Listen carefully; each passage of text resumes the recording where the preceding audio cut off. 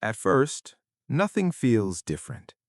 No messages, no missed calls, no dramatic goodbye, just silence. You tell yourself it's temporary, that people get busy, that space can be healthy. You don't panic, not yet. But somewhere deep inside, a question starts forming, slow and heavy. Is this really over? Or is something happening that neither of us knows how to name? On the surface, it looks mutual. You stopped reaching out, they stopped reaching out. Equal silence, equal distance.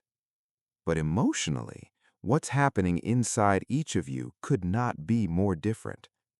For you, the silence feels loud. You replay conversations you didn't finish, moments that felt unfinished. You wonder if you said too much or not enough. Your mind keeps searching for meaning because emotional connection doesn't just switch off for you. It fades slowly, painfully, like a light dimming in a room you're still standing in. You don't text, not because you don't care, but because you're tired of being the one who always bridges the distance. You want to see if they'll come toward you this time. For the dismissive avoidant, the silence feels familiar. Not peaceful, not painful, just known. Their nervous system recognizes this state instantly. Distance has always been safer than closeness. Silence has always been easier than emotional exposure. When contact stops, something inside them exhales, not in relief, but in regulation. Their mind tells them, this is okay, this is normal, this is how things end. They don't reach out, not because you didn't matter, but because reaching out would mean crossing an internal boundary they learned long ago to never cross. Here's the part most people misunderstand. Dismissive avoidants don't consciously decide to detach. Their system does it automatically. When intimacy rises, their mind scans for danger, not logical danger, emotional danger, vulnerability, dependence, the risk of needing someone.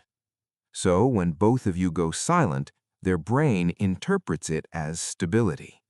No demands, no expectations, no emotional intensity, just quiet. Days pass. You start feeling the ache settle deeper. You think about sending a message, then stop yourself. You tell yourself that if they cared, they would reach out. You oscillate between missing them and trying to emotionally numb yourself so the missing doesn't hurt as much. The silence becomes a test you never agreed to take. Meanwhile, the dismissive avoidant fills the silence with distractions, work, screens, routine, anything that keeps them from sitting still long enough to feel what's underneath. Because if they slow down, really slow down, something uncomfortable starts to surface, a vague sense of loss. But it doesn't come as longing, it comes as irritation, restlessness, a subtle heaviness they can't name. They might think about you briefly, then push the thought away, not intentionally, reflexively. Their mind learned early on that attachment equals emotional risk, so it protects them the only way it knows how, by minimizing emotional significance. It wasn't that serious. I'm better off alone. This always happens. These thoughts aren't lies, they're defenses. As time stretches on, something strange happens. The silence that once felt regulating starts to feel hollow. Not dramatic, not urgent, just empty. And this is where the real difference shows. You feel the loss consciously. They feel it indirectly. You grieve what was. They grieve what almost connected, without realizing that's what they're grieving. Eventually, you reach a point. You stop waiting, not because you stopped caring, but because caring without reciprocity hurts too much. You begin to emotionally withdraw, not as a strategy, but as a form of self-preservation. This is when closure quietly begins for you. Not with a conversation, not with answers, but with acceptance. For the dismissive avoidant, closure is delayed, sometimes by weeks, sometimes by months.